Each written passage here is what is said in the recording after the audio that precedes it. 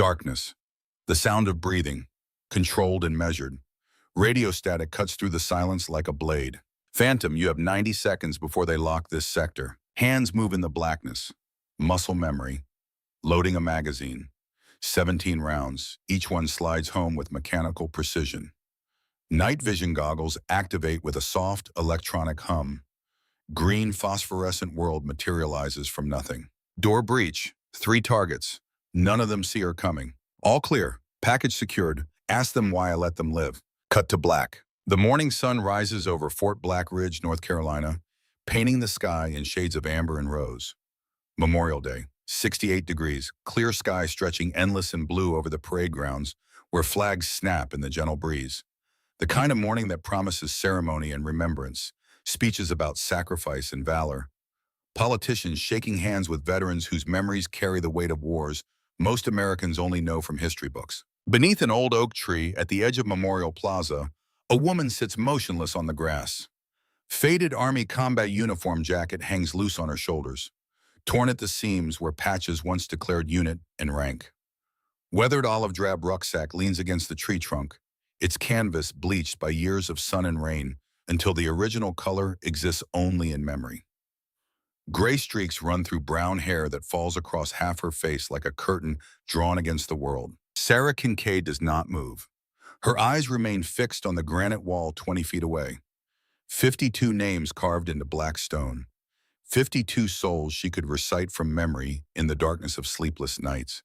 Her lips move silently, forming each name like a prayer or a penance. Morrison, Chen, Rodriguez, Park, Williams, Hassan. The names continue in her mind, an endless litany of the dead. Her left hand twitches, just once, reaching for something that is not there. Old habit. 15 years of combat operations do not erase themselves simply because the wars end and the uniforms come off. The hand settles back to her lap, but the muscle memory remains, a ghost sensation of weight and purpose. Captain Ryan Donovan crosses the plaza with the confident stride of a man who has never questioned his place in the world. 31 years old, West Point ring catching the morning light, uniform pressed sharp enough to cut glass. His father's legacy carried in every gesture, every word. He sees the woman beneath the oak tree and his lip curls. Hey, you. Homeless people are not allowed here. This is a military memorial. Sarah does not look up. Her eyes remain on the wall, on the names. Donovan steps closer, boot heels clicking on the concrete path. Each step a declaration of authority, of ownership, of the fundamental certainty that he belongs here and she does not. I am talking to you. Sarah's head turns 1 degree, just enough for her peripheral vision to track his movement. Her brain catalogs information without conscious thought. Weight distribution, 60-40, right foot forward, dominant hand resting near belt. Former athlete, probably football, given the shoulder development. 0 combat deployments, evident in the spotless uniform and the way he carries himself like the parade ground is a stage. She notes all of this in 0.8 seconds, says nothing. The silence stretches, becomes uncomfortable. Donovan shifts his weight, thrown off balance by her lack of response. In his world, people answer when he speaks. Subordinates snap to attention. Civilians show deference or at least acknowledgement. This woman does neither. Sergeant Blake Harrison approaches from the staging area where volunteers are setting up folding chairs for tomorrow's ceremony. 28 years old, Ranger tab on his shoulder, Afghanistan deployment patch, real combat experience unlike his captain, and it shows in the way he reads the situation, the subtle tension in his posture as he takes in the scene. Ma'am, you need to leave. We have VIPs arriving tomorrow. This area needs to be secured. Sarah stands. The movement is fluid, economical, no wasted motion, no visible effort. One moment sitting, the next on her feet, as if the transition between states simply did not exist. Blake's eyes narrow. That is not how homeless people move. That is not how anyone moves unless they have been trained to move that way. His mind flashes back to Fort Benning, to Ranger School instructors who could materialize from shadows and disappear into terrain like smoke. Victoria Donovan arrives in a clicking of expensive heels on concrete. 29 years old, designer clothes and perfect makeup, president of the Officer Wives Association and wife to Ryan Donovan, which in her mind amounts to the same thing as being royalty on a military base. She surveys Sarah the way one might examine something unpleasant stuck to the bottom of a shoe. This is absolutely disgusting. A day meant to honor our heroes, and we have to look at this. She pulls a water bottle from her designer purse. Fiji. $5 at the commissary. She throws it at Sarah's feet, letting it bounce on the grass. Here, drink, then get lost. Sarah's hand snaps out, catches the bottle mid-arc, does not look at it, does not look at Victoria. Her eyes remain on the wall. Reaction time point, 14 seconds. Blake takes an involuntary step backward. His brain knows what his conscious mind has not yet accepted. That kind of reflex does not come from the street. That is level 3 close quarters battle training. That is hundreds of hours in kill houses and live fire scenarios. That is muscle memory built by people who teach others how to survive when survival seems impossible. That was, he starts, then stops. Looks at Sarah with new eyes.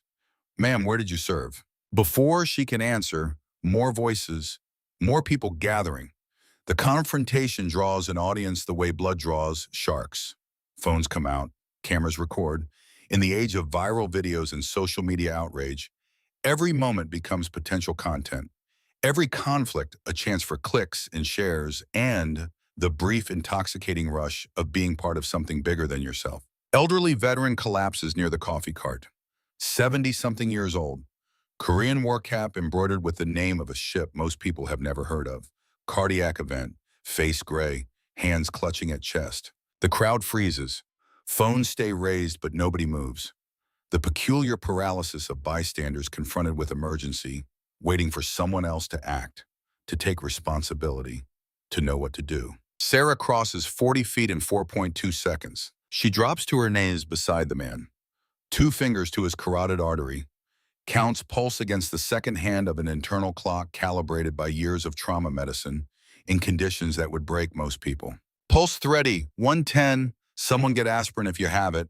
Her voice cuts through the panic like a command from God. You, points at Blake. Elevate his legs, you. Points at a bystander frozen with phone in hand. Call 911, tell them possible angina, male 70s, conscious, pulse 110 and rising. Her hands move with certainty. Check airway, maintain cervical spine alignment, loosen collar and belt, monitor breathing. The sequence burned into her nervous system by training that most people will never know exists. Tactical Combat Casualty Care, TCCC. The difference between living and dying when there is no hospital, no ambulance, no safety net except the person kneeling beside you in the dirt. Dr. Nathan Cross arrives at a run. Base physician, 20 years of medical experience. 2 deployments. He has seen combat medicine before. He knows what it looks like. He watches Sarah work, and something cold runs down his spine. Airway management. C-spine protocol. Proper assessment sequence. This is not CPR from YouTube. This is not first aid from a weekend course. This is the real thing. The kind of training that saves lives when seconds matter and mistakes mean death. He kneels beside her, pulls out his stethoscope. Ma'am, where did you learn this? Sarah does not answer. Her focus remains on the patient, on keeping him alive until the professionals arrive. EMTs come running. Gurney, medical bags. They take over with practiced efficiency. Sarah steps back, fades into the crowd as if she was never there. Dr. Cross catches her arm, gentle but firm. You saved his life. Military medic? Sarah's eyes meet his. Storm gray. Empty in a way that makes him want to look away. Empty the way eyes get when they have seen too much, absorbed too much horror, carried too much weight for too long. I learned in places you would not last 10 minutes. She pulls her arm free, returns to the oak tree, to the wall, to the names. Dr. Cross stands watching her go. In 20 years of medicine, in 2 combat deployments, in countless emergencies, he has learned to read people. And what he reads in Sarah Kincaid terrifies him more than he wants to admit. Master Sergeant Cole Ramsey watches from his wheelchair positioned near the refreshment tent. 68 years old, Somalia veteran, Afghanistan, Iraq. 3 wars and more memories than one man should carry. His grandson Tyler stands beside him, 16 years old and restless with the impatience of youth.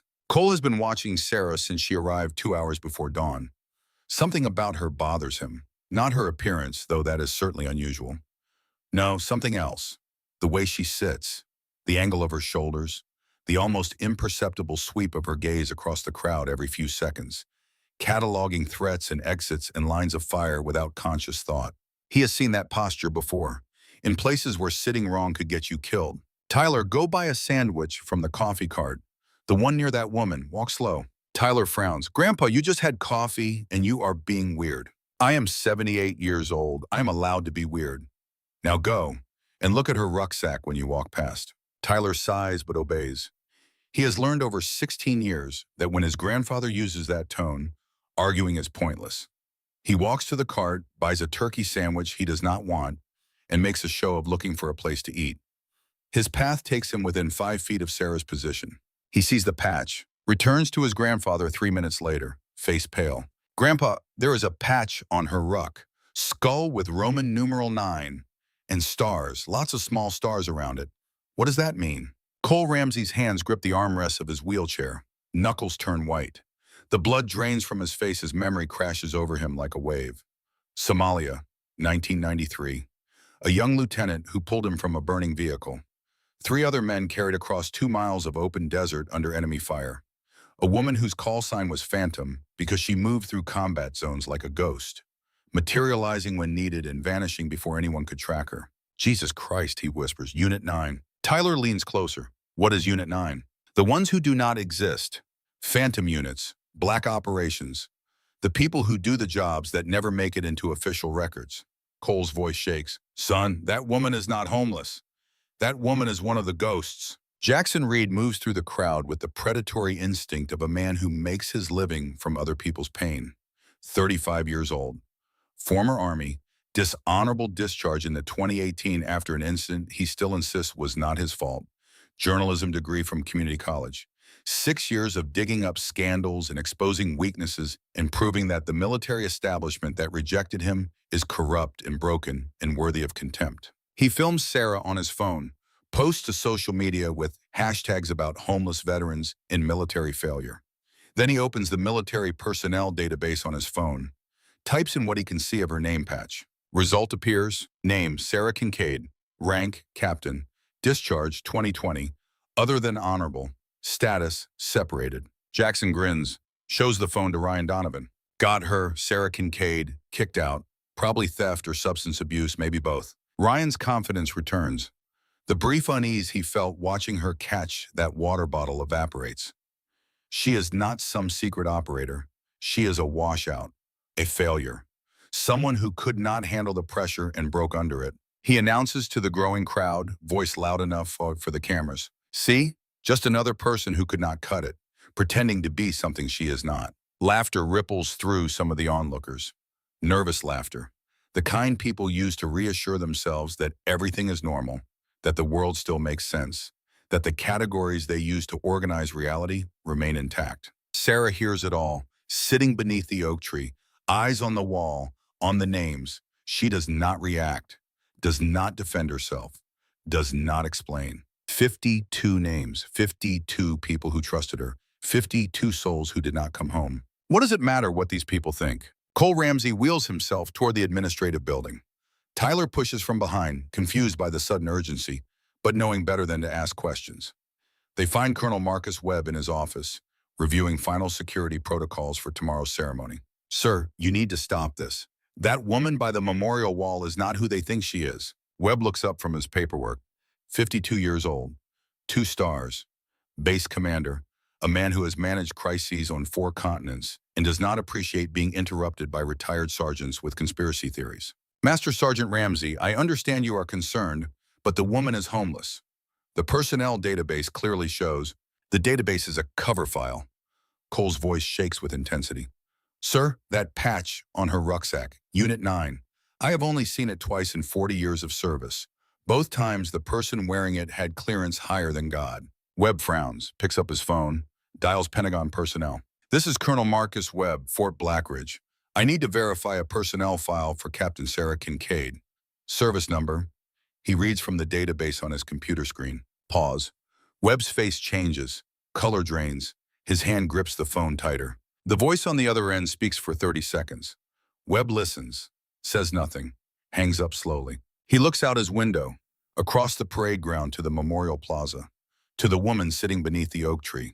They said the file exists but requires level 6 clearance. They asked if this was a security breach inquiry. Webb's voice is quiet, shaken. Level 6. Do you know what that means, Master Sergeant? It means she is one of the ones we do not talk about. The ones whose missions never happened. The ones who do not officially exist. Webb stands, straightens his uniform. I need to speak with her, now. They cross the plaza together. Webb, Cole, Tyler. 3 generations approaching a woman who sits motionless as stone. Webb stops 10 feet away. Military courtesy, respect for personal space, even in confrontation. Ma'am, I am Colonel Marcus Webb, base commander. I apologize for the treatment you have received this morning. However, I do need to ask you to vacate the immediate area. The memorial wall closes for ceremonies set up at 1800 hours. Sarah's head turns, looks at him for the first time. Storm gray eyes that seem to see through flesh and bone to something underneath. Base Regulation 4-7-3 states public access to memorial sites remains open until 1800 hours on federal holidays. I checked. Her voice is rough from disuse, barely above a whisper, but each word carries weight. Ryan Donovan steps forward, cannot help himself, cannot let her have the last word. Colonel, she is not military. She does not get to quote regulations at you. Sarah stands, slow, deliberate, faces Ryan directly. I am not obligated to follow your orders, Captain. I am obligated to be here. The word hangs in the air. Obligated, not choosing, not wanting, obligated. Blake Harrison whispers to Ryan, quiet enough that only he can hear. Sir, the way she stands, the way she moves, that is Ranger School instructor posture. That is special operations. I would stake my career on it. Ryan's face flushes, but he cannot back down now. Not in front of his wife, his subordinates, the cameras. Sarah's hand moves to her jacket pocket, pulls out an ancient flip phone, the kind you can buy at gas stations for $20. Burner phone, untraceable. It buzzes once. She looks at the screen, unknown number, walks 50 feet away from the crowd, far enough for privacy.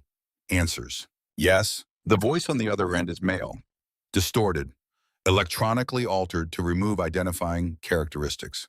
Phantom Blackridge Memorial, 36 hours, 0 casualties. Equipment at drop point Echo 7. Sarah's jaw tightens. I am retired. Daniel says otherwise. Everything stops. The world narrows to the phone in her hand and the voice speaking impossible words. Daniel is dead. Is he? Check your ruck. Front pocket. Photo arrived 0600 this morning while you slept. The line goes dead. Sarah stands motionless. Phone still pressed to her ear. Listening to dial tone like it might suddenly start speaking again, might explain, might make sense of words that cannot be true. Daniel is dead. She identified the body herself, carried his dog tags for 18 years, wore them under her uniform until the weight became unbearable and she buried them beside a river she could no longer remember the name of. She walks back to the oak tree. The crowd has grown, 50 people now, phones recording, waiting for drama, for conflict, for something they can package and share and consume. Sarah ignores them all, kneels beside her rucksack, unzips the front pocket with hands that do not shake because she will not allow them to shake. Inside, manila envelope, unmarked. She opens it, pulls out a 4x6 photograph. Satellite imagery, high resolution. Date stamp shows 72 hours ago. Coordinates indicate Yemen. 4 figures visible in the compound courtyard. 3 wearing orange jumpsuits. Prisoners. The 4th figure stands apart. Taller. Broader shoulders. Face turned toward the sky as if looking directly at the satellite. Sarah's breath catches. It is Daniel, her husband, dead 18 years. Except he is not dead. He is standing in a prison yard in Yemen, looking up at a satellite camera 72 hours ago. She does not cry, does not gasp, does not allow any external sign of the earthquake happening inside her chest. Flips the photograph over. Handwritten message in block capitals. 36 hours, no kills. Ask yourself why they want you to wait. Sarah pulls a lighter from her pocket. Ancient Zippo. Brass worn smooth by decades of use. She lights the photograph. Watches it burn, lets the ashes scatter in the morning breeze. Returns her attention to the wall. Places both palms flat against the granite. 52 names under her hands. I am sorry, she whispers. I have to go, but I will come back. I always come back. She picks up her rucksack, turns to leave. A woman steps out from behind a black SUV parked at the edge of the plaza. 32 years old. Staff sergeant uniform. No unit patch visible. Dark hair pulled back severe, eyes that missed nothing. Captain Kincaid, we need to talk. Sarah's hand moves toward the concealed knife in her waistband. Old habit, assess threat, calculate response time, plan 3 moves ahead. The woman does not flinch, does not reach for a weapon, simply stands relaxed and waiting. Who are you? Staff Sergeant Maya Torres, someone who knows what Unit 9 really was, and someone who knows you just received orders from a ghost. Sarah's eyes narrow. How do you know what I received? Because I have been tracking the same signal patterns for 3 months. Because NSA has been intercepting partial communications that should not exist. Because people we thought were dead keep sending messages. Maya takes a step closer. And because in 34 hours, 3 helicopters will land on this plaza. Senator Chen will arrive with media. And Lieutenant General Harrison Donovan will try to recruit you for something you do not understand yet. I do not work for anyone anymore. You worked for someone 5 minutes ago when you answered that phone. Maya's voice is quiet, certain. Before Senator Chen arrives, before General Donovan makes his pitch, you need to know who sent that photo and why they want you to wait instead of act. Sarah studies her, reading micro-expressions, body language. The subtle tells that separate truth from deception. Maya Torres believes what she is saying. Question is whether what she believes is actually true. Where? Off base, 30 minutes. There is a coffee shop on Route 24, corner booth in the back. Maya walks to her vehicle, drives away without looking back. Confident Sarah will follow, or she will not. Either way, the invitation has been made. Sarah stands in the plaza, surrounded by onlookers who whisper and point and record. Beneath the oak tree where she has spent every Memorial Day for 5 years. In front of the wall that carries 52 names she recites in her sleep. Colonel Webb approaches again, more carefully this time. Ma'am, I do not know who you are, not really, but I know that database is lying. I know Pentagon personnel does not require level 6 clearance for retired captains. And I know you have been sitting at this memorial every Memorial Day for 5 years without causing any trouble. He pauses, choosing words carefully. Whatever is happening, whatever you are involved in, I want you to know that Fort Blackridge is neutral ground. You need help, you come to me, understood? Sarah nods once. Understood, Colonel, thank you. She walks away. Across the plaza, past the crowd, past Ryan Donovan who cannot meet her eyes, past Victoria who clutches her husband's arm with manicured fingers, past Jackson Reed who is already editing video for maximum viral impact, past all of them toward whatever comes next. 2,300 hours, woods 3 miles from Fort Blackridge. Sarah moves through darkness with the confidence of someone who has spent more time in night operations than daylight. No flashlight, no noise, just steady progress through terrain that would turn most people around in circles. She reaches coordinates transmitted via encrypted text message. Echo 7, buried cache marked by 3 stones in a triangle formation. She digs. 18 inches down, her fingers hit metal. Waterproof case, military grade. Opens to reveal. Suppressed M4A1 carbine. Custom build. Subsonic ammunition. Night vision goggles. Generation 4. Civilian market value $15,000. Encrypted radio. Frequency hopping. Impossible to track. Tactical vest. Plate carrier. Ceramic plates. $20,000 in cash. Used bills. Non-sequential. 1 handwritten note on waterproof paper. The note reads, "Fire and vanish, just like I taught you, Hale." Sarah stares at the handwriting. Master Sergeant Owen Hale, her instructor, her mentor, dead 3 years ago in a training accident that never quite made sense. Except maybe he is not dead. Maybe like Daniel, like the others, death is just another cover story. Another lie in a world built from lies. She assembles the rifle in the darkness. 47 seconds. Muscle memory. Checks the optics. Loads magazine with subsonic rounds. Ammunition designed for stealth, not killing. Designed to wound, to disable, to send a message without sending bodies. Whoever equipped this cache wants quiet, wants delay, wants theater. Sarah shoulders the ruck with her new equipment, starts back toward the base, toward whatever is coming in 36 hours. Toward answers or more questions or probably both. Her phone buzzes. Text message. Unknown number. 3 vehicles inbound to Blackridge. Not military, not media. Armed contractors. ETA 14 minutes. The architect sent them to ensure tomorrow's ceremony does not happen. Suggest you intervene. Sarah checks her watch, 23:42. Types reply, "Why tell me?" Response arrives immediately. "Because you asked the right question." Why 36 hours? Because something happens at hour 36 that the architect cannot allow to be interrupted. Something worth killing for. Your job is to delay them. My job is to make sure you understand what you are really delaying. Sarah does not respond, moves through the woods toward the base perimeter, toward the road where 3 vehicles full of armed contractors will arrive in 13 minutes. She finds position on a ridge overlooking the main gate, sets up the rifle, checks sight picture, wind at 4 miles per hour from the east, temperature 61 degrees, range to target 600 meters. Subsonic rounds, no kills.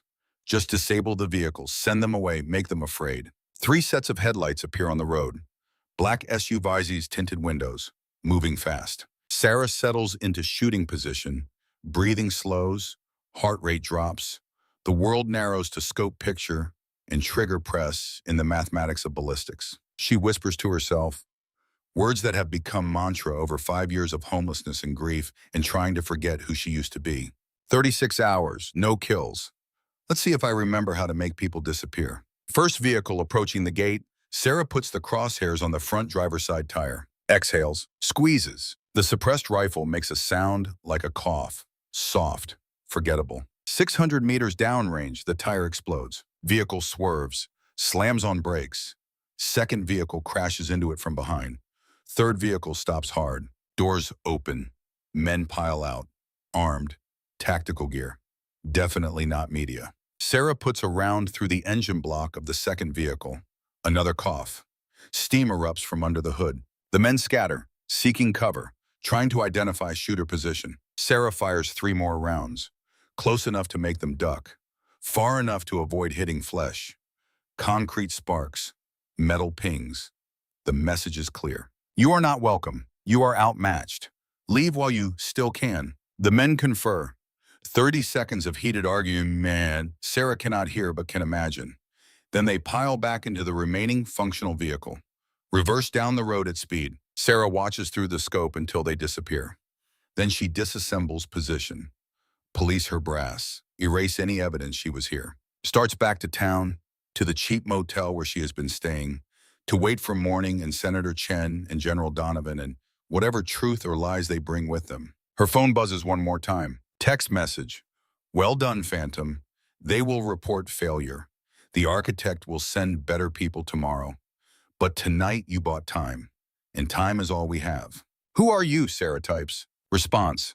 Someone who has been dead longer than you have. Someone who knows what the architect took from us. Someone who wants the same thing you want. The truth. Sarah stares at the phone, at words from a ghost speaking to a ghost about ghosts.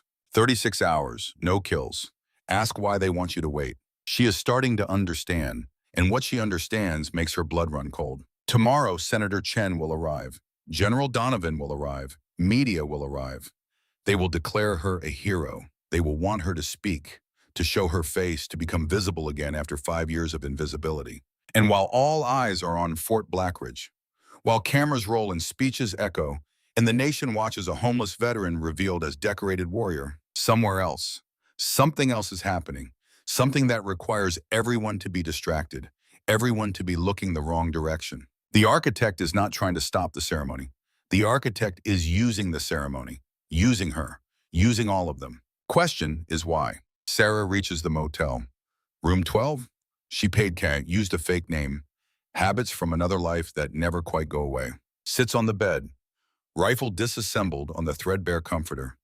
52 names cycling through her mind like a rosary. Morrison, Chen, Rodriguez, Park. Tomorrow she will find out who is still alive, who is still dead, and who has been lying about both. Tomorrow the ghost becomes visible again.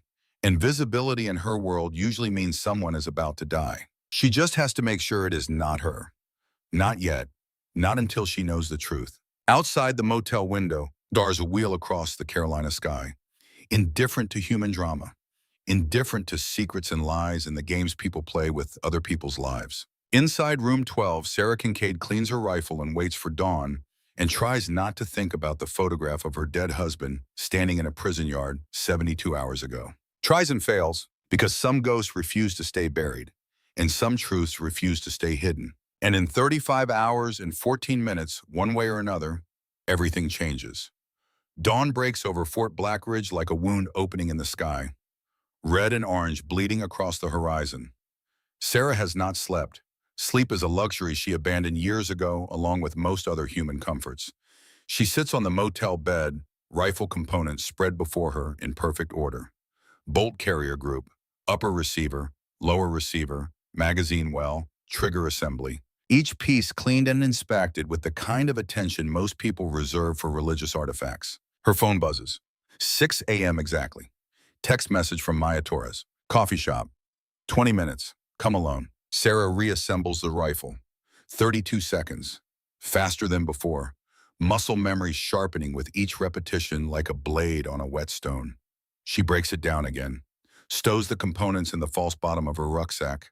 Layers of worn clothing on top. The camouflage of invisibility. The coffee shop on Route 24 looks like every other small-town American breakfast joint.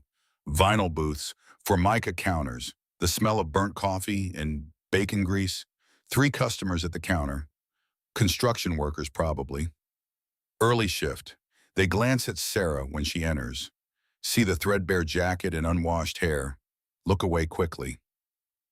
The practiced invisibility of the homeless. Maya Torres sits in the corner booth, back to the wall. Clear line of sight to both exits. Professional paranoia or genuine threat assessment. Sarah cannot tell yet. She slides into the booth across from Maya, says nothing, waits. Maya pushes a tablet across the table. Screen shows an intercepted communication. Heavily encrypted, partially decoded by NSA algorithms that should not exist in civilian hands. 3 weeks ago, first indication something was moving. Sarah reads. The text is fragmented. Words missing. Context unclear. But certain phrases stand out like blood on snow. Unit 9 assets located. Redacted in custody. Phantom protocol activated. Delay 36 hours. Architect requests clean operation. Who is the architect? Maya's finger swipes to the next screen. Financial records. Offshore accounts. Shell companies layered so deep that tracing them would take years. But one name appears repeatedly in the metadata. One signature buried in documents that were supposed to be destroyed decades ago. Harrison Donovan. Sarah's blood goes cold. The general, Ryan's father? Lieutenant General Harrison Donovan, 4 stars. CENTCOM, one of the most decorated officers in the modern military. Maya's voice is flat, clinical. Also the person who has been systematically hunting Unit 9 survivors for 5 years. She swipes again. Timeline appears. Dates and names and causes of death that read like a casualty report from a war that never officially happened. 2020, Lieutenant Hayes, vehicle accident, single car, no witnesses. 2021, Sergeant Kim, missing, Jordan training exercise, body never recovered. 2023, Rodriguez Park, Chen, captured, Yemen, held by unknown hostiles. Everyone who was in Syria, everyone who survived, targeted. Sarah's mind races through the implications. Unit 9. 12 operators went into Syria to extract 52 American hostages. 7 came out alive. 5 died in the operation, or so the official records claim. But what if the records are lies? What if some of those 5 are still alive? What if death is just another cover story? Why hunt his own people? Maya pulls up another document. Mission brief from Syria operation. Date stamped 5 years ago. Sarah recognizes the format. The classification markings, the authorization signatures. Because something went wrong in Syria, intelligence said 15 hostiles with light weapons. You walked into 60 hostiles with RPGs and mortars. Someone fed you false information. Someone wanted Unit 9 dead. And the hostages? Collateral damage. If Unit 9 gets wiped out trying to save them, the mission still looks like a success. Everyone dies heroes. No one asks uncomfortable questions. Sarah stares at the timeline. At the names, people she trained with, fought beside, trusted with her life. What changed? Why start hunting survivors 5 years later? Because one of you figured it out. Maya leans forward, voice drops to just above a whisper. Someone discovered evidence, financial records, communication logs, proof that Donovan sold Unit 9 to the highest bidder, proof that Syria was a setup from the beginning. Who? Maya's eyes lock onto Sarah's. Storm gray meeting dark brown. Two women who have seen too much, know too much, carry too much. Your husband, Daniel Kincaid. The words hit like a physical blow. Sarah's hands grip the edge of the table, knuckles white. Daniel died in Somalia, 2006. I identified the body myself. You identified a body. DNA match was 98%. Good enough for military records. Good enough to close the file. Maya slides another document across the table. Forensic report, heavily redacted, but certain details remain visible. Not good enough for someone who knows what to look for. The body you identified had the wrong dental records, wrong blood type, wrong bone structure in the left hand where Daniel broke his wrist in Ranger School. Sarah cannot breathe, cannot think. The motel room last night, the photograph. Daniel standing in a Yemen prison yard 72 hours ago. He has been alive this whole time. Prisoner. Moved between black sites, Pakistan, Syria, Yemen, always one step ahead of anyone trying to find him. Maya's voice softened slightly, almost sympathetic. Donovan could not kill him outright. Too many questions. Daniel was too well known, too respected, so he made him disappear, kept him alive just in case he needed leverage later. Leverage for what? For this. For right now. Maya checks her watch. In 33 hours, Senator Chen will hold a press conference at Fort Blackridge. She will announce new legislation for homeless veterans. Media from every major network. Cameras, publicity, the nation watching.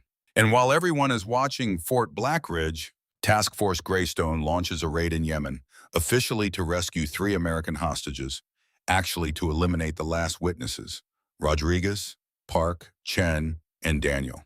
Sarah's mind snaps into tactical mode, pushing emotion aside, focusing on the mission, on what can be controlled. Why 36 hours? Why not move immediately? Because Greystone needs time to position assets, satellite coverage, air support, extraction routes. You cannot launch a black ops raid without preparation. Maya pulls up a map of Yemen. Red circles mark compound locations. Blue arrows show probable approach vectors. They brief at 0800 today. Deploy at 1800. Insertion at 0300 tomorrow. Right when the press conference ends and media attention shifts away from military operations. How do you know all this? Maya reaches into her jacket, pulls out credentials. Defense Intelligence Agency, Counterintelligence Division, classification level that makes Sarah raise an eyebrow. I have been investigating Donovan for 2 years, ever since Sergeant Kim disappeared. My partner and I traced the financial records, found the shell companies, discovered the pattern. Her jaw tightens. My partner got too close. They made it look like suicide 6 months ago, gunshot to the head, case closed. But you kept digging. I kept digging. And I found you, the one person Donovan Q had not touched directly. Too high profile, too many commendations. Medal of Honor recipient. If you died under mysterious circumstances, people would ask questions. So he let you disappear, let you become invisible. Figured you would self-destruct eventually. Sarah thinks about the last 5 years. Living on the streets, moving from town to town, sleeping in shelters and under bridges and in abandoned buildings. The slow grinding erasure of self that comes from being seen but never acknowledged. Being alive but not living. He almost succeeded, but he did not. Because you still come back here every Memorial Day. You still remember. You still carry 52 names like a debt you cannot repay. Maya closes the tablet. And that is why the mysterious caller chose you. Why the equipment cache. Why 36 hours. Someone wants you to stop Greystone. Someone wants Daniel and the others to survive long enough to testify. Who? Maya shakes her head. I do not know. The communication patterns do not match any known intelligence agency. The encryption is military grade, but the implementation is wrong. Like someone who knows the systems but is not currently part of them. Someone who used to be Unit 9. That would be my guess. Sarah's phone buzzes. Text message. Unknown number. 32 hours. 3 more attempts tonight. Heavier opposition. The architect knows you are active. Suggests you relocate before they triangulate your position. She shows Maya the message. Your mysterious guardian angel. Or the person setting me up. Sarah stands. Either way, I cannot stay here. Where will you go? Somewhere they will not look. Somewhere I can watch Fort Blackridge without being watched. She shoulders her rucksack. You have done your job, Sergeant Torres. You gave me the information. Now step back. This is about to get ugly. Maya grabs her wrist. Firm, not threatening. I did not spend 2 years investigating to step back now. You need support. You need someone watching your back. You need intelligence updates you cannot get from a burner phone and text messages. I work alone. You worked alone. Past tense. Unit 9 was a team. Syria was a team operation. You cannot stop Greystone by yourself. You cannot protect Daniel by yourself. And you sure as hell cannot take down a 4-star general by yourself. Sarah stares at her, reading the determination in her eyes, the same look she saw in her own mirror years ago. Before Syria. Before everything turned to ash and blood. You understand what you are signing up for? This is not an investigation anymore. This is direct action. People will die. Maybe us. Probably us. I understand. And you are willing to throw away your career, your life, everything you worked for? Maya releases her wrist, sits back, voice steady. They killed my partner. They killed Hayes and Kim, and probably others we do not know about. They have been holding your husband prisoner for 18 years. And tomorrow they are going to execute 4 people just to tie up loose ends. She meets Sarah's eyes. So yes, I am willing to throw away everything to stop them. Sarah nods once. Then we move. Now, they leave the coffee shop separately. Maya first, Sarah 3 minutes later. Standard counter-surveillance protocol. No one watching would connect them. No one watching would know they had even spoken. Sarah's phone buzzes again. Different number. You made a friend. Good. You will need her. Check your email. Password is the number of names on the wall. Attachment contains everything Maya did not tell you. Sarah finds a library, public computer terminal in the corner, creates a temporary email account, logs in with the password, 52. 1 email waiting. No subject line. Attachment is a video file, heavily encrypted, takes 90 seconds to download and decrypt. She plugs in earbuds, presses play. The video is helmet cam footage. Night vision. Grainy green phosphorescent image quality. Date stamp shows 5 years ago. Syria. Unit 9 insertion. Sarah recognizes the view. Her own helmet cam from the operation. Footage that was supposed to be classified. Destroyed. Never shown to anyone outside command structure. But here it is. Playing on a public library computer 3,000 miles from where it was recorded. The footage shows the approach to the target building. 12 operators moving in perfect formation. Hand signals. Silent communication. Professional. Efficient. Deadly. Then the ambush. RPGs streak across the night vision field. Explosions, muzzle flashes from 3 directions. The perfect kill box that someone designed specifically to eliminate Unit 9. Sarah watches herself on screen. Watches her team take fire. Watches Morrison go down. Hassan Williams. Watches herself make the decision to push forward instead of retreat. The decision that saved 52 hostages and killed 5 of her people. The decision she has replayed every night for 5 years, wondering if she chose wrong. The video continues, shows the interior of the target building. The hostages. 52 terrified faces. Civilians, aid workers, journalists, people who had no business being in a war zone but ended up there anyway. Shows Unit 9 fighting room to room, clearing sectors, taking casualties.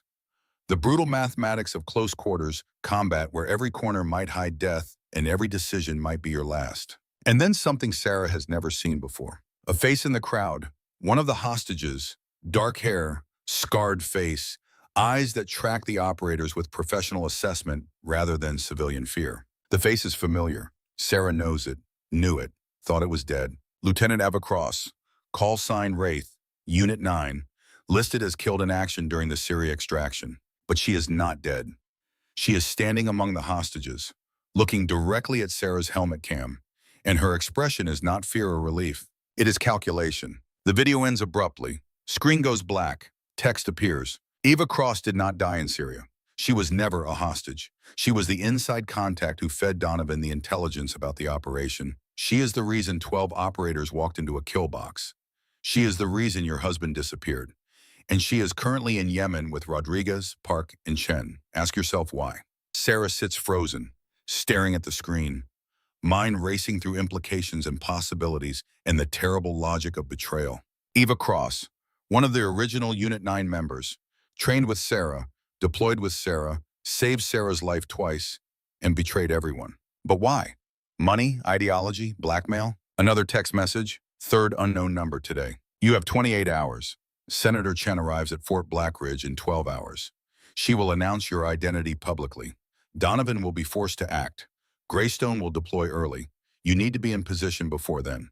Equipment cache 2 is at coordinates I am sending now. Use it wisely. Sarah clears the browser history, wipes the computer, habits from years of operations where one digital fingerprint could mean death. She meets Maya at a predetermined location, abandoned warehouse district. No cameras, no witnesses. Shows her the video on her phone. Maya watches in silence, face carefully neutral. When it ends, she hands the phone back. Wraith, I heard stories. One of the best operators in the program, disappeared during Syria op. Everyone assumed killed in action. Everyone was wrong, or everyone was lied to. Maya pulls up her tablet. If Eva Cross is alive and working with Donovan, that changes everything. She knows Unit 9 protocols. She knows how you think, how you operate. She can anticipate your moves, which means I need to do things she would not anticipate. Like what? Sarah thinks. Tactical problem solving. Assume the enemy knows your playbook. How do you win? She knows me as Unit 9 commander. Professional. By the book. Risk-averse when it comes to civilian casualties. Always following proper chain of command. And for 5 years I have been homeless. Living outside the system, outside the rules. Doing things the old Sarah Kincaid would never do. She looks at Maya. What if I stop pretending to be the old Sarah? What if I become the person these 5 years created? Which is someone with nothing to lose. Someone who does not care about careers or medals or what the brass thinks. Someone who will burn everything down to save the people she cares about. Maya smiles, thin, sharp. Now you are thinking like an insurgent instead of a soldier. Insurgents win when the military fights by rules they ignore. Sarah checks her watch. We have 28 hours before Greystone deploys. In that time, we need to do 3 things. First, get to the second equipment cache and assess what we are working with. Second, identify Donovan's security protocols and find exploitable weaknesses. Third, make sure that when Senator Chen announces my identity tomorrow, I am somewhere Donovan cannot reach me. And after that, we stop Greystone from deploying by any means necessary. They drive north, 2 hours into the mountains, following coordinates to an area so remote that cellular service drops to nothing and GPS becomes unreliable. The kind of place where people disappear and no one asks questions. The cache is buried beneath an old hunting cabin, long abandoned. Roof collapsed, walls rotting, perfect camouflage for what lies underneath. Sarah digs, 3 feet down, hits another waterproof case, larger than the first one, opens it. The contents make her breath catch. C4 explosives, 6 blocks, professional grade, military detonators, radio triggers, 2 M18A1 Claymore mines, directional anti-personnel weapons, 700 steel balls per mine, 50-meter kill radius, thermite grenades, for destroying equipment or creating impassable barriers, smoke grenades, flashbangs, the tools of chaos and confusion, and one item that makes Sarah's blood run cold, ghillie suit, designed for her exact measurements, custom made, the kind of thing that takes months to properly construct. Whoever equipped this cache knew she was coming, knew exactly what she would need, planned this operation months in advance. Maya stares at the explosives. Your guardian angel is serious about stopping Greystone, or serious about starting a war. Sarah examines the detonators. This is enough firepower to level a building, maybe 2. What are you thinking? I am thinking whoever sent me here wants me to make a statement. A very loud, very violent statement that cannot be ignored or covered up. Are you willing to do that? Sarah thinks about Daniel. 18 years in a cell. 18 years of waiting for rescue that never came. Thinks about Rodriguez and Park and Chen. 3 operators who trusted their command and ended up prisoners because of that trust. Thinks about 52 names on a wall. 52 people who died because someone decided they were acceptable losses in whatever game Donovan has been playing. I am willing to do whatever it takes. They load the equipment into Maya's vehicle. Drive back toward Fort Blackridge. The sun climbs toward noon, time bleeding away like water through fingers. Sarah's phone buzzes.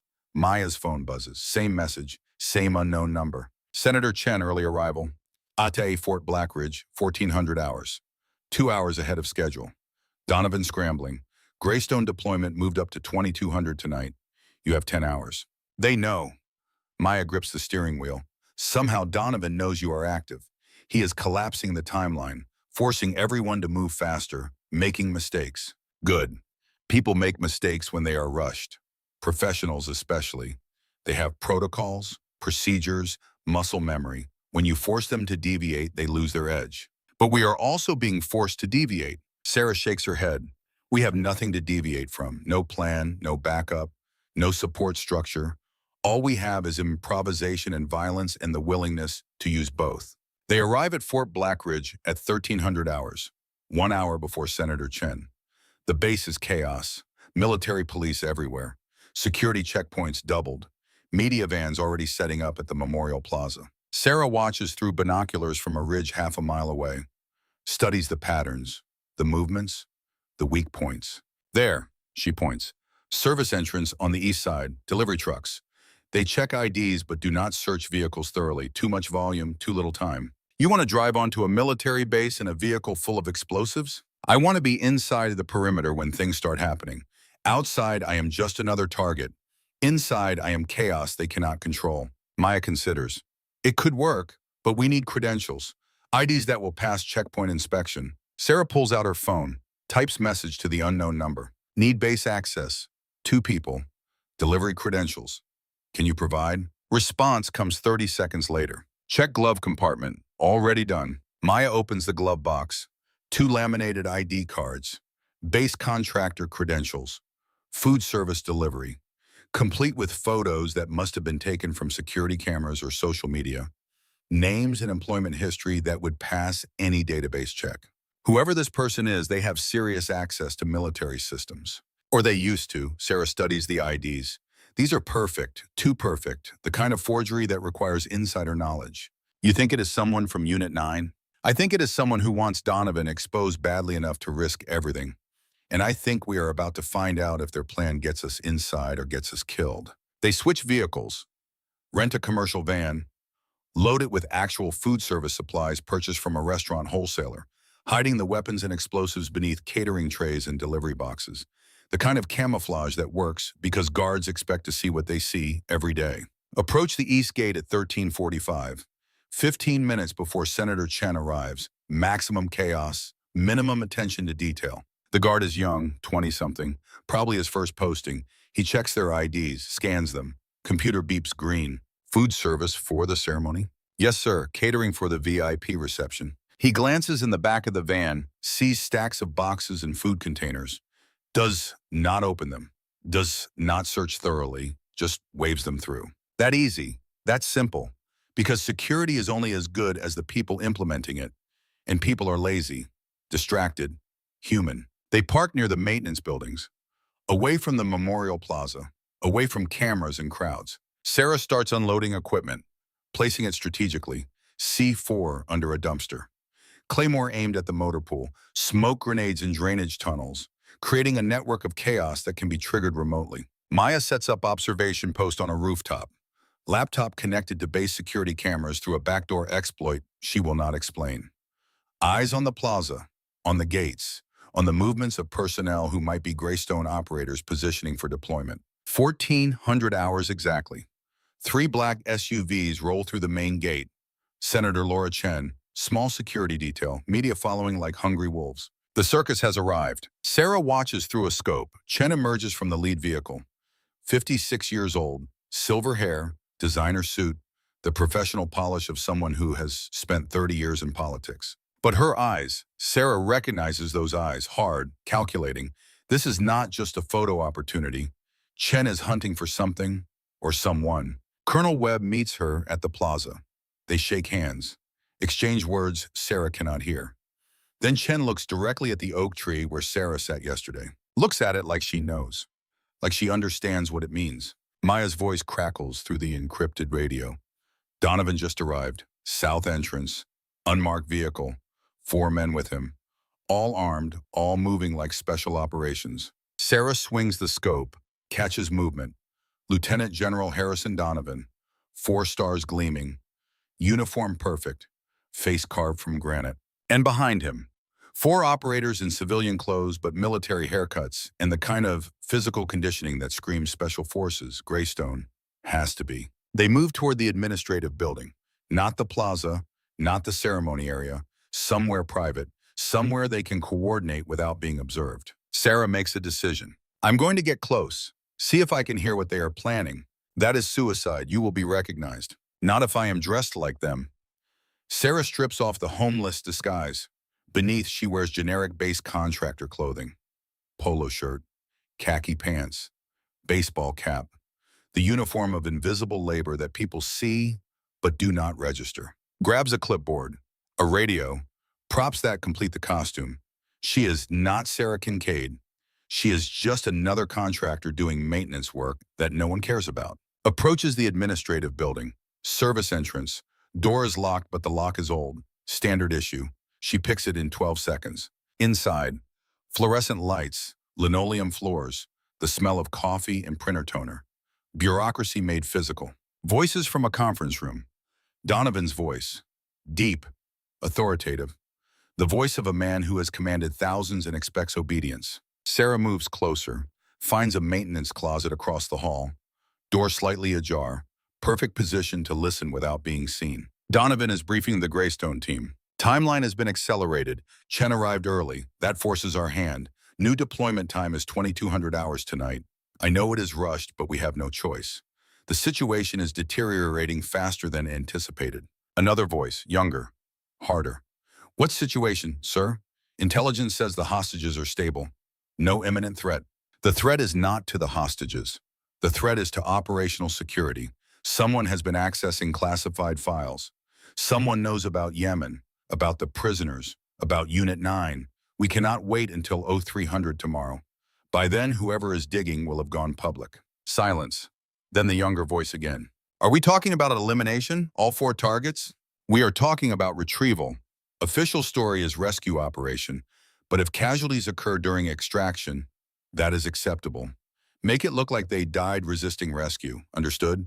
Yes, sir. Wheels up at 2200. Insertion at 0100 local time Yemen. 4-hour window before dawn. Good. You have satellite coverage from 2100 to 0400. After that, you are on your own. Air support is standing by but cannot be deployed without presidential authorization. So make it clean, make it fast, and make sure there are no survivors to contradict the official narrative. Sarah's blood turns to ice. No survivors. Not just Daniel, not just Rodriguez, Park, and Chen. All 4. Executed and labeled as casualties of a failed rescue attempt. She backs away from the door, moving silent, controlled. The kind of movement that takes years to perfect and becomes instinct. Returns to Maya's position. They are deploying at 2200. Donovan issued emergency override because Chen arrived early. 4-hour window, and Donovan gave them authorization to eliminate all 4 prisoners. Maya's face goes pale. We have 9 hours. We have less than that. Chen is speaking at 1600. Public announcement about veteran support and new legislation. That is when she reveals my identity, when the media attention hits maximum. Donovan will use that as cover to finalize Greystone deployment. So what do we do? Sarah thinks. Tactical problem, multiple moving parts. Enemy has superior resources and manpower. But enemy also has protocols, procedures, expectations about how the battle will be fought. Time to break those expectations. We split up. You stay here. Monitor security cameras and communications. Watch for any sign that Greystone is deploying early or changing plans. I am going to do something Donovan will not anticipate, which is, I am going to crash Senator Chen's press conference. Maya stares at her. You will be arrested, detained, maybe killed. Maybe, or maybe I force Donovan to make a choice. Deal with me publicly where media can see everything, or let me speak and expose what he has been doing. Sarah checks her weapons. Either way, I disrupt his timeline. I create chaos. And in case, Greystone cannot deploy safely. This is insane. This is war. And in war, the side willing to take bigger risks usually wins. Sarah hands Maya a detonator. If things go wrong, if I get arrested or killed, you blow the charges, all of them. Level the motor pool. Destroy their vehicles. Make it impossible for Greystone to deploy tonight. That will bring the entire base down on me. That will buy Daniel and the others another 24 hours. Maybe enough time for someone to reach them. Maybe enough time for the truth to come out. Sarah grips Maya's shoulder. You signed up for this. You knew it was suicide mission. Now prove you meant it. Maya takes the detonator, hands shaking slightly, but her voice is steady. You better not die, Captain. Someone needs to testify at Donovan's court-martial. I will do my best. Sarah walks toward the memorial plaza. 1600 hours approaching. Crowd gathering. Media setting up cameras. The stage is set for whatever comes next. She stays at the edge, watching, waiting. The homeless woman invisible among the contractors and vendors and support personnel who make ceremonies possible. Senator Chen takes the podium.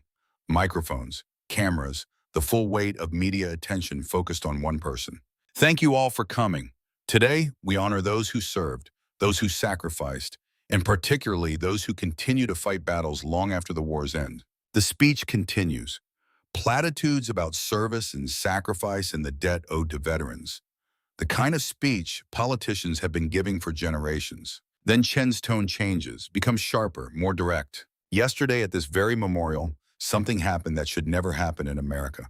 A decorated veteran, a Medal of Honor recipient, a woman who saved 52 American lives, was harassed, mocked, treated like garbage by people who should have known better. The crowd shifts, uncomfortable. Cameras pan across faces. That woman is Captain Sarah Kincaid, commander of Unit 9, one of the most elite special operations teams this nation has ever fielded. A soldier who gave everything for her country and asked nothing in return. Chen pauses, lets the words sink in. Captain Kincaid, if you are here, if you are listening, I want you to know that your nation has not forgotten you. Your service matters. Your sacrifice matters. You matter. Sarah steps forward, out of the shadows, into the light. Every camera swings toward her. Every eye in the plaza locks onto the homeless woman walking toward the podium. Chen sees her, smiles, genuine. Captain Kincaid, would you join me? Sarah climbs the steps, stands beside Chen, face carefully neutral, eyes scanning the crowd for threats. For Donovan, for Greystone operators who might decide to end this right now. Chen hands her a microphone. Would you like to say anything? Sarah takes the microphone, looks at the cameras, at the assembled crowd, at Colonel Webb standing near the front with an expression somewhere between shock and respect. My name is Sarah Kincaid. 5 years ago, I led a team into Syria to rescue 52 hostages. We succeeded, but 5 of my people did not come home. For 5 years, I thought they died heroes. I thought their sacrifice meant something. She pauses, lets the silence build. 2 days ago, I learned the truth. They did not die in combat. They died because someone sold them out. Someone gave false intelligence. Someone wanted Unit 9 eliminated. And that someone is standing in this crowd right now. The plaza erupts, reporters shouting questions, security moving toward the stage. Chen's face shows shock, but also something else. Anticipation. Like this is exactly what she hoped would happen. Sarah continues, voice rising above the chaos. Lieutenant General Harrison Donovan, you ordered the Syria operation knowing it was a trap. You have spent 5 years hunting survivors. And tonight you have ordered Greystone to execute 4 prisoners in Yemen. One of them is my husband, the man you declared dead 18 years ago. Donovan emerges from the crowd, face red, eyes blazing. This woman is suffering from PTSD. She is delusional. Everything she is saying is fantasy born from trauma. Sarah locks eyes with him. Then explain the financial records, the shell companies, the $2 million from Nexus Defense Corporation. Explain why every Unit 9 survivor has died under mysterious circumstances. Explain why Greystone is deploying tonight to Yemen when there is no active hostage crisis. Donovan's hand moves toward his sidearm, instinctive, threatening. Military police step between them, hands on their own weapons. The situation balanced on a razor edge between containment and catastrophe. Chen raises her voice, speaking into her own microphone. General Donovan, I am requesting immediate congressional investigation into these allegations. And I am formally requesting that Greystone deployment be suspended pending that investigation. You have no authority over military operations, Senator, but I have authority over military funding, and I can make one phone call that freezes every dollar going to CENTCOM. Want to test me? Standoff. Donovan and Chen, Sarah between them. Cameras recording everything. the moment crystallizing into something that cannot be undone or covered up. Then Sarah's phone buzzes. Text message, unknown number. Greystone deploying now. Donovan gave override order 30 seconds ago. Wheels up in 20 minutes. You failed. Sarah looks at Donovan, sees the slight smile, the calculation in his eyes. He knew she would crash the conference, knew she would make accusations, planned for it, used it as distraction while Greystone launched early. She pulls the detonator from her pocket, presses the button. 3 explosions rock the base. Motor pool, maintenance depot, communications tower. Not enough to kill anyone, but enough to create absolute chaos. Alarms scream, people scatter, military police rush toward the explosions. In the confusion, Sarah jumps from the stage, runs. Maya's voice in her earpiece. Greystone transport just exploded. You got them. No, that was the decoy transport. They will have a backup. Find it. Sarah sprints across the base, heading toward the airfield, where heavy lift aircraft wait, where special operations deploy from. Behind her, shouting, gunfire, someone shooting, but she cannot tell who or at what. She reaches the fence line, cuts through with wire cutters from her kit, slides into the airfield perimeter. 2 C-130 transport planes on the tarmac, engines already running. One is decoy, one is real. But which one? Her phone buzzes. Second plane, tail number 773. Greystone is loading now. You have 90 seconds. Sarah runs toward plane 773. Rear cargo ramp down, 4 men loading gear, Greystone operators. They see her coming, reach for weapons. She is faster. Rifle comes up, subsonic rounds, suppressed. She puts rounds through their equipment instead of their bodies. No kills, just chaos. Radios explode, night vision goggles shatter. Weapons jam as rounds destroy internal mechanisms. The operators scatter, confused, under fire from an unknown shooter who is targeting equipment instead of people. Sarah reaches the cargo ramp, runs inside, and stops, because standing in the cargo bay is a woman she has not seen in 5 years. A woman she carried from Syria. A woman she mourned. Lieutenant Eva Cross, call sign Wraith. Hello, Sarah. Took you long enough. Time fractures. Sarah stands in the cargo bay of a C-130 transport plane. Engines roaring. Rear ramp half closed. Alarms screaming across Fort Blackridge like the base itself is dying. And 20 feet away, wearing tactical gear and a smile that belongs on a corpse, stands a woman who should not exist. Lieutenant Eva Cross. Wraith, dead 5 years. Except she is not dead. She is here. Real. Solid. Holding an M4 carbine pointed directly at Sarah's center mass. Lower the rifle, Sarah. We both know you are not going to shoot me. Sarah's finger rests on the trigger. 72-ounce pull. She could end this right now. 1 round. Center mass. Eva drops. Problem solved. But Eva is right. Sarah has never killed without absolute certainty of threat. 5 years homeless. 5 years broken. But some things remain hardwired. Some lines stay drawn. You were the inside contact. You fed Donovan the intel. You walked 12 operators into a kill box. Eva's smile does not waver. I saved 52 hostages. You are welcome. 5 of our people died. 5 people died so that 52 could live. You made that calculation yourself when you pushed forward instead of retreating. Do not pretend the math bothers you now. Sarah's mind races, analyzing, assessing. Eva is stalling, keeping her talking while something else develops. But what? Behind Eva, movement. 2 more operators emerging from the forward section. Armed, flanking positions. Sarah is surrounded. Drop the weapon, Captain. This does not have to end badly. Sarah lowers the rifle. Slowly. Calculates angles. 3 targets. 6 rounds left in the magazine. Subsonic ammunition. Limited penetration. She could wound all 3, probably not stop all 3, and in a confined space, return fire would be lethal. She sets the rifle on the deck, raises her hands. Eva nods to the operators. Secure her. They move forward. Professional. Careful. Treating Sarah like the threat she is. One keeps his weapon trained, while the other zip ties her wrist behind her back. Military-grade restraints, not breaking free without tools or time. Eva steps closer. Close enough that Sarah can see the scar on her jawline. Souvenir from Kandahar. Close enough to smell gunpowder and coffee and something else. Fear, maybe, or anticipation. You have no idea what is really happening, do you? You think this is about Donovan, about Unit 9, about revenge. Then tell me what it is about. Eva glances at her watch. We have 8 minutes before this plane takes off. In that time, I am going to explain something. And then you are going to make a choice. The most important choice of your life. She pulls out a tablet, swipes to a document. Classified header. Eyes only. Date stamp from 6 months ago.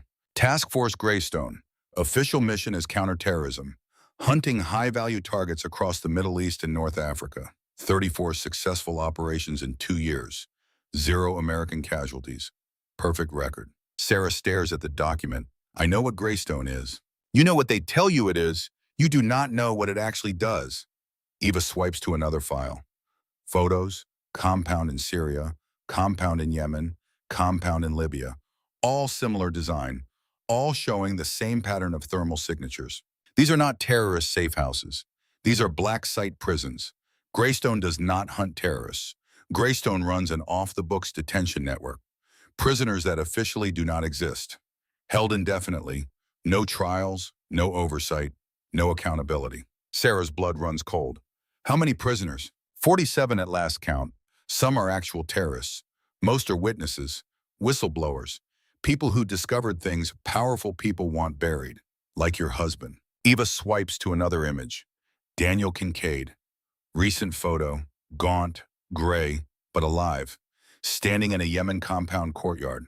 Daniel figured out Donovan was taking money from Nexus Defense. $2 million over 3 years.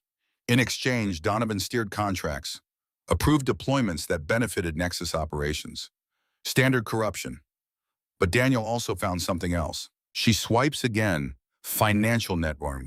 Spiderweb of connections spreading from Nexus to a dozen other companies. Defense contractors, private military corporations, intelligence firms, all feeding into a central node. A name Sarah recognizes. Senator Laura Chen. Chen owns 40% of Nexus Defense through shell companies and offshore accounts. Has for 15 years. Every contract Donovan approved made her richer. Every deployment generated profits. Every war extended her wealth. Sarah cannot process this, cannot reconcile the woman who just defended her publicly with the image Eva is painting. You are lying. I wish I was. Eva's face hardens. 6 years ago, I discovered the connection. Brought evidence to my superiors. 48 hours later, I was ordered into Syria on a mission with bad intelligence. I realized what was happening. Realized they were going to eliminate everyone who knew. So I made a deal. With who? With the only person who could protect me. Harrison Donovan. Eva meets Sarah's eyes. I gave him Unit 9. Gave him the Syria operation. Let him think I was his asset. And in exchange, he kept me alive and gave me access to Greystone. Access to the prisons. Access to the prisoners who could prove what Chen has been doing. Sarah's mind reels. Everything inverted. Everything she thought she understood flipped upside down. Why not just expose her? Because she controls the oversight committees. She controls the people who would investigate. She has 30 years of connections and leverage and blackmail material on half of Washington. Eva grabs Sarah's shoulders. Fierce, intense. The only way to stop her is to break the system completely. Burn it down so thoroughly that no amount of political power can cover it up. How? Eva checks her watch. In 6 minutes, this plane takes off. Greystone thinks they are deploying to Yemen to eliminate 4 prisoners. What they are actually doing is walking into a trap, because those 4 prisoners are not in Yemen anymore. They are on a ship in international waters with evidence that will destroy Chen, Donovan, and everyone connected to Nexus. Then where's this plane going? Eva smiles, grim, determined. Syria, back to where it started, back to the compound where Unit 9 was ambushed. Because that is where the rest of the prisoners are. That is where the real black site operates. And Greystone is going to hit it thinking they are extracting assets when they are actually liberating witnesses. Sarah stares at her. You are using Greystone to expose the program Greystone created. Poetic, right? Eva releases her shoulders, steps back. But I need your help. Because Donovan is not stupid. The moment this plane lands in Syria, he will realize what happened. He will scramble air support. He will send kill teams, and the only person who can stop him is you. I am zip-tied in a cargo plane surrounded by armed operators. What exactly can I do? Eva nods to the operator on her left. He cuts Sarah's restraints, hands her back her rifle. You can do what you do best. Ghost protocol. Get to Donovan before he can give the abort order. Neutralize him. Make sure this operation completes. Sarah rubs her wrists, feeling circulation return. Mind working through the tactical problem. You are asking me to commit treason, to assault a four-star general on American soil. I am asking you to stop a conspiracy that has been running for 15 years. A conspiracy that killed your husband's career, destroyed Unit 9, and turned American Special Operations into a private army for corporate interest. Eva's voice drops, quiet, sincere. I am asking you to finish what we started in Syria, to save the people we could not save then. The plane shudders, engines throttling up, preparing for takeoff. Sarah has maybe 90 seconds to decide. Stay on the plane. Trust Eva. Fly to Syria and hope this insane plan works. Or jump off now. Return to Fort Blackridge. Try to stop Greystone through official channels that Eva claims are corrupted beyond redemption. She thinks about Daniel, 18 years in a cell, thinks about Rodriguez and Park and Chen, 3 operators who trusted the system, thinks about 52 names on a wall and 5 graves that might be empty. Makes her choice. Get me off this plane. I will handle Donovan. Eva grins. I was hoping you would say that. She signals the operators. They open a side door. Wind screams into the cargo bay. The plane is taxiing, not airborne yet, but moving fast. Sarah shoulders her rifle, checks her gear. This is going to hurt. Eva shouts over the engine noise. Maya Torres is still on base. Find her. She has files. Evidence. Everything you need to force Donovan into a corner. Make him choose between surrender and exposure. And if he chooses exposure, then make sure the exposure is so complete that Chen cannot spin it. So public that covering it up becomes impossible. Sarah nods, moves to the door, watches the tarmac rushing past below. Speed maybe 30 miles per hour. Survivable. Barely. Eva grabs her arm, one last moment. Sarah, I am sorry for Syria, for everything. I thought I was saving us. I thought making a deal with Donovan was the only way. I was wrong. Sarah looks at her, at this woman who betrayed everyone and somehow became the only person fighting for the truth. You get those prisoners out. You get Daniel off that ship. You make this count. Then maybe sorry means something. She jumps, hits the tarmac rolling, momentum and training taking over. Absorbing impact across shoulders and back, rifle clutched tight, pain screaming through every nerve but nothing broken. Nothing that will not heal. The plane accelerates, lifts off, disappears into the night sky carrying Greystone toward whatever hell Eva has planned in Syria. Sarah lies on the tarmac, breathing hard, every muscle aching, alive. Her phone buzzes, text from Maya. Where are you? Base is locked down. MPS everywhere. Donovan is in command center coordinating Greystone deployment. You have maybe 10 minutes before he realizes the plane went to the wrong country. Sarah types back. Coming to you. Where? Response. Maintenance Building 3. Roof access. I have eyes on command center. Sarah runs, low and fast, using shadows and chaos. The base is still recovering from her explosions. Security focused on perimeter, looking for external threats. Not expecting the threat to be internal. To be one woman moving like smoke through their ranks. She reaches Building 3, climbs external ladder, finds Maya on the roof with laptop and surveillance equipment that definitely did not come from any legal source. You look like hell. Jumped off a plane. What is Donovan's status? Maya swivels the laptop, shows feed from command center security camera. Donovan stands at a tactical display. Map of Yemen on the screen. Blue icons representing Greystone team. Red icons representing target compound. Except Sarah knows those blue icons are not over Yemen. They are over Syria, and Donovan has no idea. How long until he figures it out? GPS transponders on the plane will show deviation in about 8 minutes. Once he sees they are heading northeast instead of southeast, he will know something is wrong.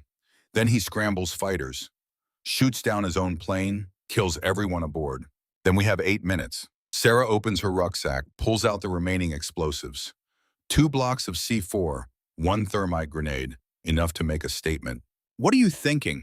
I am thinking Donovan has 2 vulnerabilities, his pride and his need for control.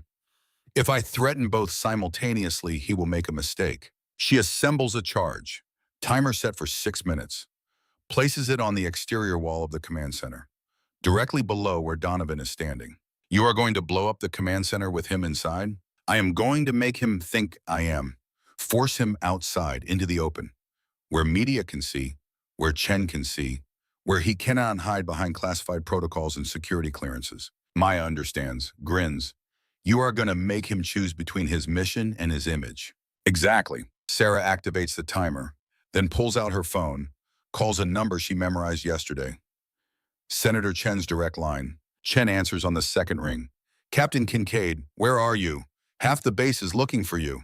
Senator, I need you to get every media camera you can find pointed at the command center. Right now, you have 5 minutes.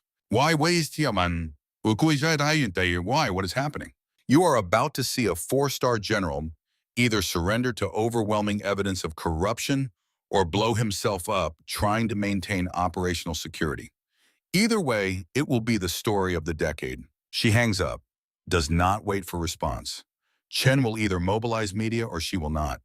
Either way, the die is cast. 4 minutes on the timer. Sarah climbs down from the roof, positions herself 50 yards from the command center. Rifle ready, watching. Maya's voice through the earpiece. Donovan just got an alert. GPS deviation, he knows. Through the command center windows, Sarah can see Donovan's face, sees the moment realization hits, the moment he understands his operation has been compromised. He starts shouting orders, pointing at the map, demanding explanations from subordinates who have no answers. 3 minutes. Media vans screech to a halt outside the command center. Cameras deploying, lights snapping on. Chen must have made calls, must have promised something, because every major network is here. Every camera pointed at the building. 2 minutes. Donovan sees the cameras, sees the media, understands that whatever happens next will be public, recorded, impossible to deny. He storms toward the exit, face red, 4 stars gleaming. The image of military authority under siege. Emerges from the building, directly into the glare of camera lights and shouted questions. General Donovan, is it true you ordered an illegal black site operation? General, did you take bribes from defense contractors? General, what is your response to allegations about Unit 9? Donovan ignores them all, scans the perimeter, looking for Sarah, knowing she is here, knowing this is her play. 1 minute. Sarah steps into the light. Rifle slung, hands visible, not threatening, not surrendering, just present. General Donovan, we need to talk. He draws his sidearm, Beretta M9, standard issue, points it at her center mass. Military police rush forward, weapons drawn, torn between protecting a general and preventing him from committing murder on camera. Sarah does not move, does not flinch, just stands in the light while cameras record everything. You can shoot me, on camera, in front of witnesses, in front of the nation, or you can listen to what I have to say. Donovan's hand shakes, finger on the trigger. The man balanced on a razor edge between collapse and catastrophe. 30 seconds. I know about Nexus defense. I know about the 2 million. I know about the black sites. I know about the 47 prisoners you and Chen have been holding without trial. And in 20 seconds, everyone else is going to know too. 20 seconds. Donovan lowers the pistol, just slightly. You have no proof, just conspiracy theories from a woman with PTSD. I have financial records, communication logs, testimony from prisoners, and I have Eva Cross alive and well and flying your Greystone team to Syria right now to liberate everyone you tried to bury. 10 seconds. Donovan's face drains of color. You are bluffing. Am I? Check your GPS. See where that plane is actually heading. He pulls out a tablet. Checks. Eyes go wide. 5 seconds. You sent Greystone to Syria. You sent them to the primary black site. They are going to find everything. The explosion tears through the night, not the command center. Sarah moved the charge at the last second, placed it on an empty storage building 200 yards away. Big, loud, dramatic, but harmless. The message is clear. I could have killed you. I chose not to. Now choose what happens next. Donovan stands frozen, tablet in one hand, pistol in the other, cameras recording his indecision, his failure, his collapse. Senator Chen pushes through the crowd, face carefully composed. But her eyes, Sarah sees calculation, sees a politician doing math on whether to abandon her asset or double down. General Donovan, I think it is time we discuss this situation with proper oversight, congressional oversight.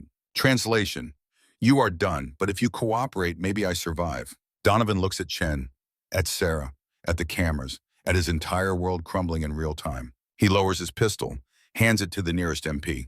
I want immunity, full immunity in exchange for testimony. Chen's face twitches. Barely.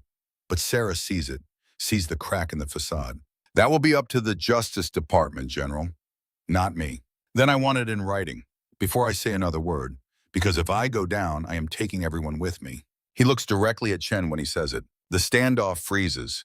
Two conspirators facing each other across the wreckage of their operation, both knowing the other has enough evidence to destroy them, both calculating who breaks first. Sarah's phone buzzes. Message from Eva. Syria compound secured. 17 prisoners liberated. Daniel is safe. Repeat. Daniel is safe. Greystone operators cooperated once they understood the situation. Evidence collected. Uploading to multiple secure servers now. The truth is out. Sarah closes her eyes, breathes. 18 years of believing Daniel was dead. 18 years of carrying that weight. Gone. She opens her eyes, looks at Donovan and Chen. It is over. Syria compound is secured. Prisoners are free. Evidence is everywhere. Every server, every media outlet, every congressional office. You cannot bury this. You cannot spin this.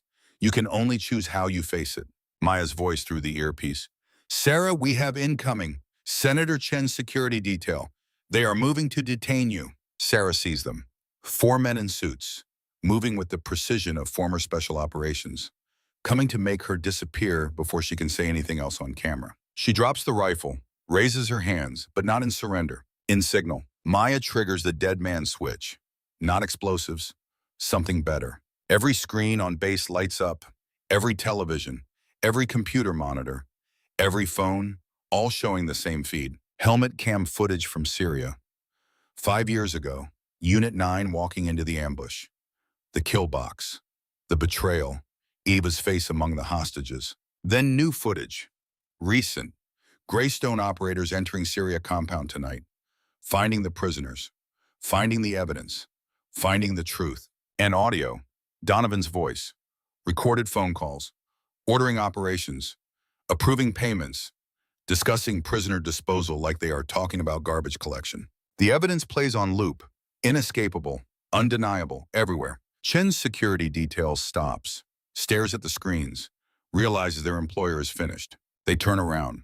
Walk away. Smart enough to know when a ship is sinking. Chen stands alone, surrounded by cameras and evidence in the complete destruction of 30 years of carefully constructed political power. She looks at Sarah, and for just a moment, the mask drops. No politician, no senator, just a woman who gambled everything and lost. You have no idea what you have done. The system I built kept America safe, kept operations running that official channels would never approve, kept terrorists off the streets and threats neutralized. And you destroyed it for what? Principle? Justice? Naive concepts that do not survive contact with reality. Sarah walks toward her, slow, deliberate, stops 3 feet away. You are right. I have no idea how many operations you ran, how many threats you stopped, how many lives you saved. But I know this. You held 47 people without trial. You corrupted military operations for profit. You killed anyone who threatened to expose you. And you did it all while claiming to serve the nation. She steps closer, voice dropping, for Chen's ears only. I spent 5 years homeless, 5 years invisible, 5 years thinking I was the failure, thinking I was the one who broke. And all that time, you were here, in power, in control, deciding who lived and who died based on what protected your interest. Sarah steps back, voice rising, for the cameras. That ends tonight. You can surrender, you can fight, you can run, but everyone knows now, everyone sees, and there is nowhere left to hide. Chen straightens, composure returning, the politician reasserting control even in collapse. If you think this changes anything, you are wrong. I have lawyers, resources, connections that go deeper than you can imagine.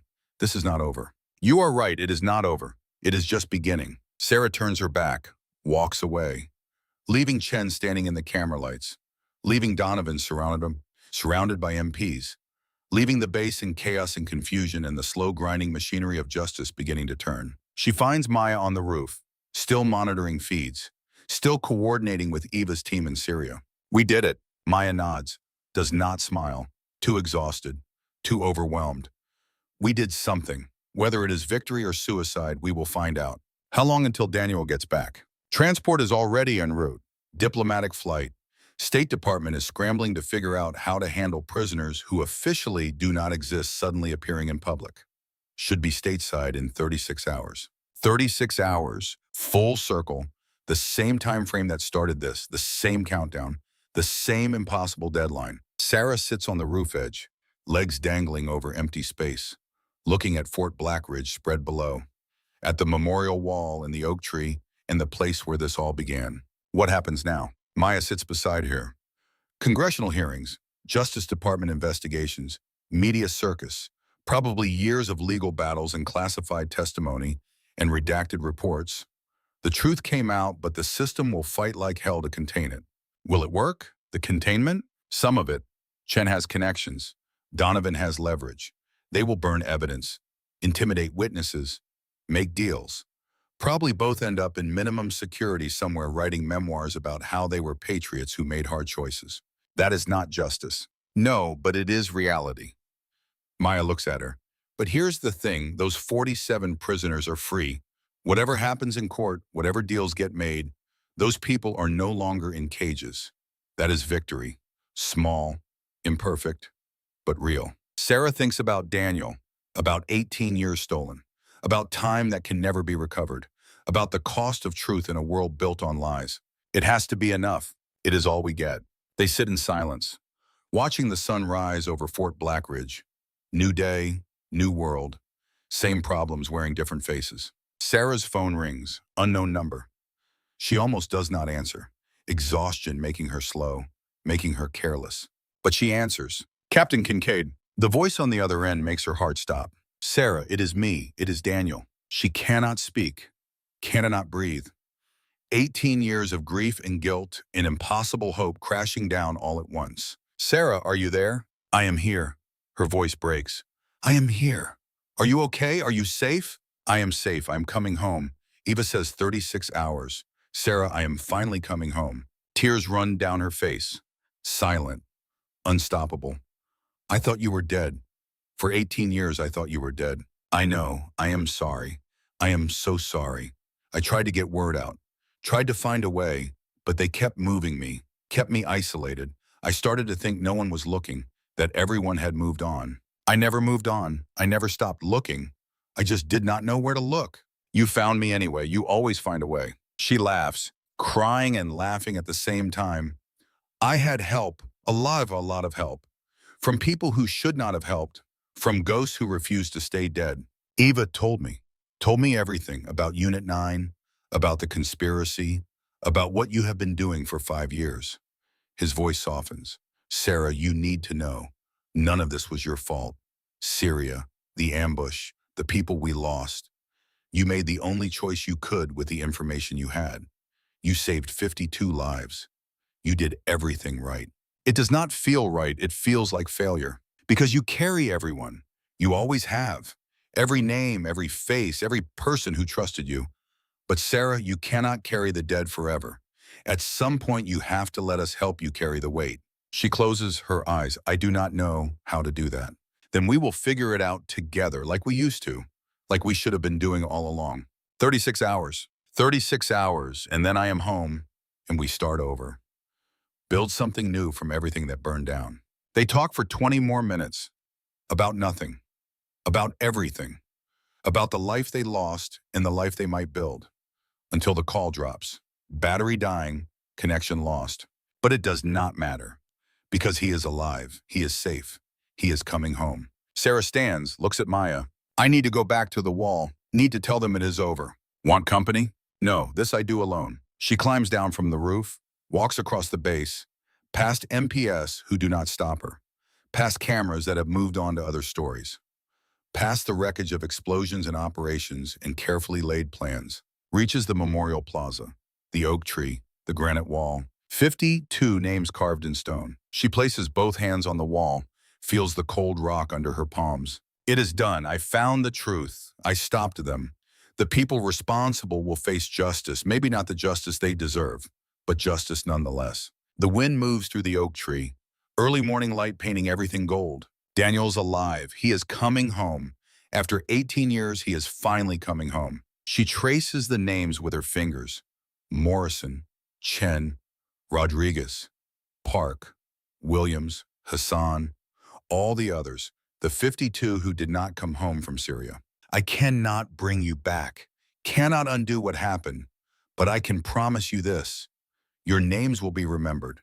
Your sacrifice will mean something, and the people who sold you out will never have power again. She steps back, shoulders the weight that will never fully lift, but might get lighter with time. Turns to walk away, and sees Cole Ramsey in his wheelchair. Tyler standing beside him, waiting at a respectful distance. Master Sergeant, Captain. Cole wheels closer. Heard what happened. Heard about Donovan, about Chen, about the prisoners. News travels fast. Some news needs to travel fast. He looks at the wall, at the names. My daughter's name is on there. Lieutenant Jennifer Ramsey, Unit 9. Syria operation. I spent 5 years thinking she died a hero. Now I find out she died because some politician wanted to protect her stock portfolio. Sarah's chest tightens. I did not know Jennifer was your daughter. I am sorry. I am so sorry. Do not be. You did what needed doing. You found the truth. You made them pay. He grips his wheelchair armrest. And you kept looking, even when everyone told you to stop, even when it would have been easier to let the lies stand. You kept looking. Tyler steps forward. You saved my life in Kandahar. I never got to say thank you. You were 10 years old. You do not owe me anything. I owe you everything, and so does everyone else who made it home because of what you and Unit 9 did. Sarah looks at them, at this family connected to her by loss and survival, and the strange mathematics of who lives and who dies. Jennifer was one of the best, smart, brave, always watching out for everyone else. She deserved better than what happened. They all did. Cole extends his hand. But you made sure the truth came out. That is all we can ask. She shakes his hand, old soldier to old soldier. Understanding passing between them that needs no words. They leave her alone with the wall, with the names, with the morning sun rising higher and the base slowly returning to some semblance of normal. Sarah's phone buzzes one last time. Message from Eva. Mission complete. All prisoners safe. Evidence secured. Greystone team detained but cooperating. Daniel sends his love. See you stateside. And below that a postscript. The architect is dead. Long live the truth. Sarah stares at those words. The architect is dead. Metaphorical or literal, she cannot tell. Does not know if Donovan faced justice or escaped it. Does not know if Chen will talk her way free or finally face consequences. But she knows this. 47 prisoners are free. Daniel is coming home. The conspiracy that destroyed Unit 9 is exposed. Not perfect, not complete, but real. She walks away from the Memorial Plaza, away from Fort Blackridge, away from the cameras and questions in the beginning of congressional hearings that will consume the next year. Walks toward wherever comes next. Whatever life looks like after 18 years of loss finally transform into the possibility of recovery. Behind her, the sun climbs higher. The names remain carved in stone. The dead stay dead. But the living get another chance, get to build something from the ashes, get to choose whether the truth was worth the cost. Sarah chooses to believe it was, has to believe it was, because the alternative is unbearable. 36 hours from now, Daniel comes home. And maybe, just maybe, Sarah Kincaid can finally stop being a ghost and start being human again. End part 3, The Ghost of Blackridge. Final words. 3 months later, Sarah Kincaid sits in a coffee shop in a town whose name she will not remember tomorrow. Anonymous, invisible, the way she likes it. Across from her, Daniel, grayer, thinner, but smiling, actually smiling. They talk about small things, weather, coffee, the kind of conversation people have when 18 years of separation makes every subject feel weighted with importance. On the television above the bar, CNN plays footage from the congressional hearings. Senator Chen's face, composed, defiant, testimony redacted, charges pending but not filed, lawyers building walls, justice delayed. General Donovan appears on screen, retired, stripped of rank, facing courts-martial, but not in custody, out on bond, writing a book probably, planning a comeback, the system grinding forward, slow, imperfect, corrupted by the very people it is supposed to judge. But Sarah does not watch, does not care, because across from her sits a man who was dead and now is not. A man who survived 18 years of hell and came out human. That is victory enough. Daniel reaches across the table, takes her hand. Where do we go from here? Sarah thinks.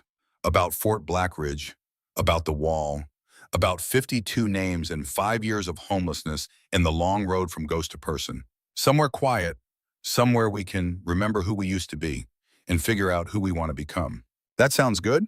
They finish their coffee, leave the shop, walk into afternoon sunlight and the ordinary miracle of being together after so long apart. Behind them, the television continues playing. Hearings, investigations, the machinery of justice consuming itself in pursuit of people who know how to hide.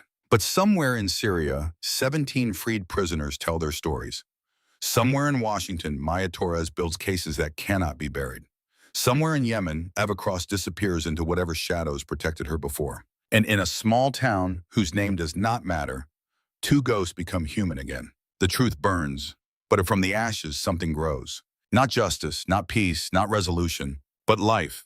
Stubborn, imperfect, continuing despite everything. And for Sarah Kincaid, that is enough. What hit me hardest writing this story was the 5 years Sarah spent invisible, sitting at that memorial wall every Memorial Day while people walked past without seeing her. She carried 52 names in a grief too heavy for most of us to imagine. But here's what keeps me up at night. How many real veterans are out there right now, sitting on benches outside bases they once protected, carrying stories we'll never hear because we stopped looking? Sarah's story is fiction, but the 40,000 homeless veterans in America, that's real. I want to hear from you, especially our veteran viewers. What's one thing civilians don't understand about coming home from service? What do you wish people knew? And if this story moved you, there's more coming. Hit that subscribe button and turn on notifications. Every story I tell honors the warriors who serve in silence. What part hit you hardest? Drop a comment below.